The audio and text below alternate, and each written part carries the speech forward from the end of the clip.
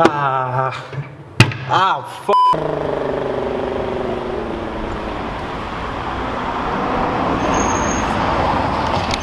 Disclaimer, this video may change your life. Now don't you tell me what you need. Don't wanna live alone. Joke, that's not actually a photo. Morning everyone, happy Wednesday to you all. Shout out to Jenny who just came up to the wall and said hello. Okay, Jenny. This morning, doing a shoot in the health sciences building for vet medicine. Let's get the boring bit out of the way. If you're an institution like UCD, testimonial videos are very common because they're all like, we need something visual to communicate to international students and people outside of UCD what the courses are like. It's very valuable for someone like me to do a video for them like that. So that's what we're doing this morning. If you want to skip all this and go straight to the cramming tips, you can go to here. We're going to be doing that this afternoon. It's going to be lit. First, we have to go to health sciences. Can we identify the wrong move? Show me how to make it up. Boom, so here behind me is the health sciences building. Never generally come here. Fairly big ash place. Now we're gonna do some testimonials. Yo, proceed to reminisce. Think about my early goals. This journey's been legit. Hopefully I'm in the right seat. I think I sit here. Hopefully I'm not taller than everyone else. So, that concludes the first set of testimonials. There's one more to go. They've all gone off to get coffee. I don't drink coffee. Buying that 50mm lens is probably one of the best decisions I've made. Here's a number of benefits for you. Number one, it's very cheap. It's only €130. Number two, prior to this I only had one lens. It was the 24 to 70mm f4 with image stabilization. So that means it's a zoom lens. You can go from wide to zoomed in. Basically, this one works better in low light because you can open up the f-stop more. I didn't quite realize how much of a benefit it can give you, particularly when it comes to interviews. A 50mm lens in terms of focal length is very similar to what the human eye would see. It can also give you a very shallow depth of field. So if you can see how I am sort of separated from the background here, whereas if I was to put more of this in focus, like all of the chairs and stuff, it looks a little bit more flat. This is a little bit more engaging. The fact now that I have two lenses, it means that you can sort of get two different angles. After this, we do the final interview, and then we're gonna run around the place getting cutaways. Hi, ma'am. Hello, hello, hello. Oh my God, that's cool, isn't it? What the fuck? That! Testimonials are finished. Now we're gonna go outside and get some cutaway shots.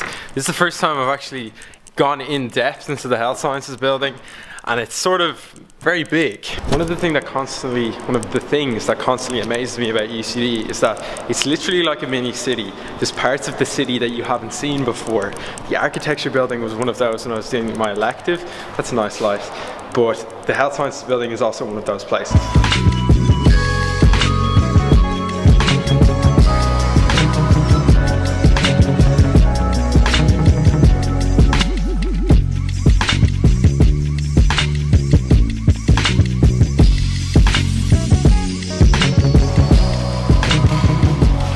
Okay, so I got the cutaways. Now it's time for the meat of the video. How to cram for the leaving cert, or junior cert if you're doing junior cert. Disclaimer, I am no cramming expert, nor do I claim to be some form of like wizard in the leaving cert. I got 510, which doesn't mean I'm the best, doesn't mean I'm the worst, doesn't really matter to be honest, but I think we all have some form of experience of cramming, and given that there's only 2 weeks until the state exams, I thought it would be helpful if anyone watching this is doing those exams, they might pick up 1 or 2 tips that would help them cram in information.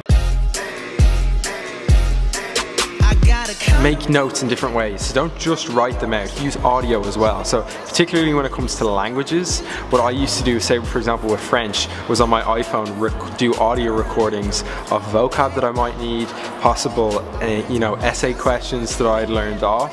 And so if you're tired of looking at something, then I could just pop the earphones in and just have that playing in the background. It's some form of learning there in a different form. So there's not only visual, there's audio, there's kinesthetic. I was never one of those types of people, but some people learn by moving around the room. If you can cross over these different learnings, it can just cement the information a lot better for the actual exam.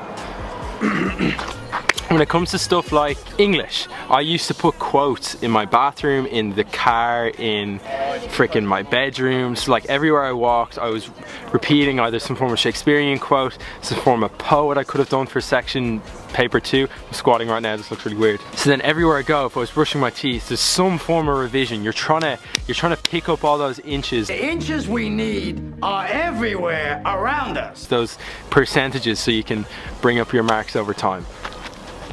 If you are someone like myself who likes to write everything out, what I used to do was, say for example, I have a portion of science like what did I do, physics.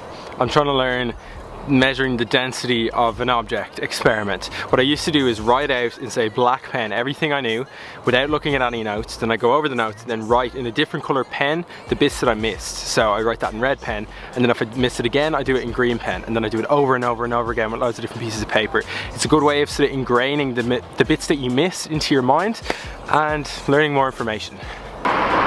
If you don't think you're going to cover all information, I'd highly recommend making predictions, i.e. prioritizing what you need to study. No one's going to be able to cover everything, particularly when it comes to things like English, when it comes to poets, or languages when it comes to essays. You've got to selectively pick what you want to go for and know that it may not work out in the end, but at least you tried your best. That's my bus. Got that bus, unreal. Tip number 4. Get caffeine into you. I don't drink tea or coffee. I'm not really one for the energy drinks. I'd have the odd Red Bull, like I've had maybe 5 this year. Short term, it might be worth it to stay up late, to be focused for a few more hours. This is not a good long-term strategy, but we're thinking about cramming here. We have to get information in for a small amount of time, then you've got the rest of the summer and the rest of your life to fix the long-term stuff out. If anyone remembers the phone call I had earlier on this week on Monday. Yep, we have a Canon battery that was plugged into all that we have. We're in. We're going to office number 11. Is this the lost and found? Got the battery. Last tip. Lift. Because exercise keeps you focused. Holy shit, leg day got me hard. Yeah, if you don't lift, some form of exercise will, yeah, I think it's like scientifically proven, something like that, that it keeps you focused for longer periods of time. So yeah, they are my 5 cramming tips. You're all gonna get 600 points. Yeah.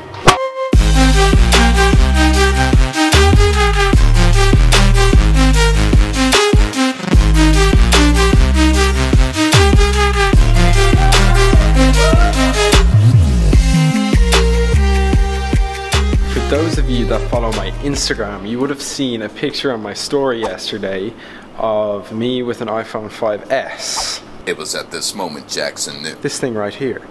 Now, as you're probably aware, I have the classic wooden iPhone case, but this is actually an iPhone 5.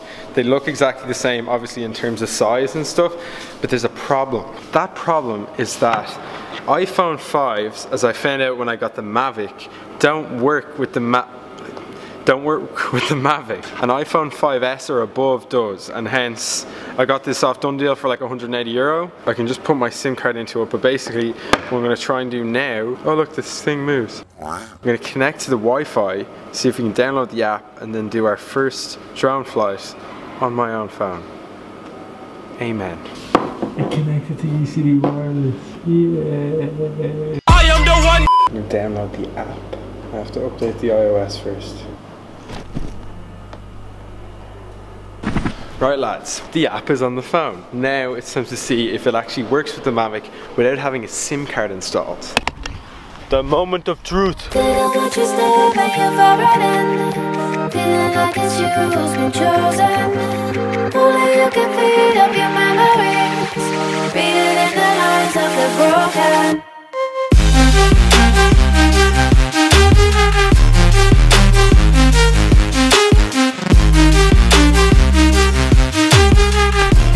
Anyway boys, that's confirmed. It actually does work without 3G or cellular network, which is good to know, isn't it, if you're not in a Wi-Fi zone or you don't have any of that stuff. But yeah, I hope you guys enjoyed today's video. Hopefully those cramming tips helped you. Like, I'm not gonna lie, I studied, but I still got a huge amount of information in the final week. So don't despair, try your best, and then you have a list somewhere ahead where you can watch loads of cool vlogs. So as always, if you enjoyed the video, give it a like rating. Other than that, I will see you Tuesday at 8 PM. Peace.